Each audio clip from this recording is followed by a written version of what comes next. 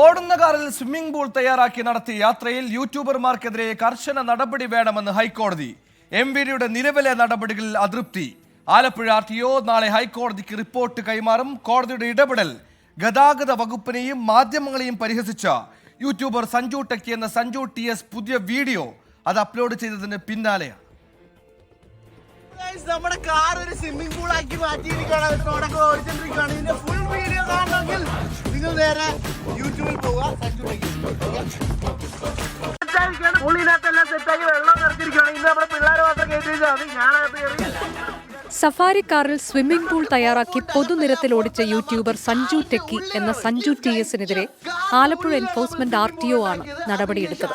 വാഹനത്തിന്റെ രജിസ്ട്രേഷൻ റദ്ദാക്കുകയും വാഹനം ഓടിച്ചയാളുടെ സുഹൃത്തിന്റെ ലൈസൻസ് 1 വർഷത്തേക്ക് സസ്പെൻഡ് ചെയ്യുകയും ചെയ്തു.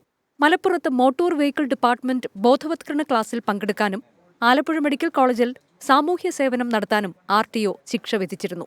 ഇതിനു പിന്നാലെയാണ് മോട്ടോർ വാഹന വകുപ്പിനെയും മാധ്യമങ്ങളെയും പരിഹസിച്ച് ഇയാൾ ഇന്ന് പുതിയ വീഡിയോ അപ്ലോഡ് ചെയ്തത്. എസ്പെഷ്യലി നമ്മുടെ മീഡിയക്കാർക്കാണ് എനിക്ക് വലിയൊരു താങ്ക്സ് പറയാനുള്ളത്. കാരണം ഗൈസ് നിങ്ങളൊന്നും ഇല്ലായിരുന്നെങ്കിൽ ഞാൻ ഇത്ര റീച്ച് ആകത്തില്ല. TV മാത്രമല്ല ഗൈസ് നമ്മൾ റീച്ച് ആയിട്ടുള്ളത്. ഗൈസ് പത്രം തുറന്നാൽ അവിടെ അത് പത്രത്തിന്റെ അകത്തൊന്നുമില്ല, പത്രത്തിന്റെ ഫ്രണ്ട് പേജ്. അത് ഒരു പത്രത്തിലല്ല, ഓൾമോസ്റ്റ് എല്ലാ പത്രത്തിലും.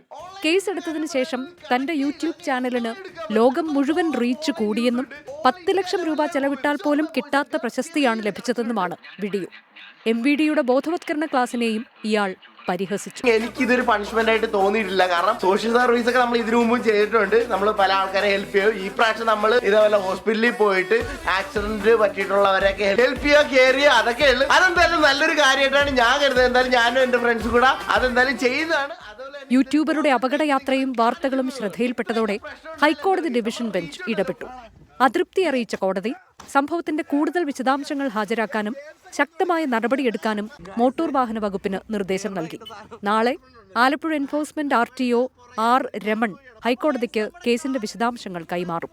24 ആലപ്പുഴ.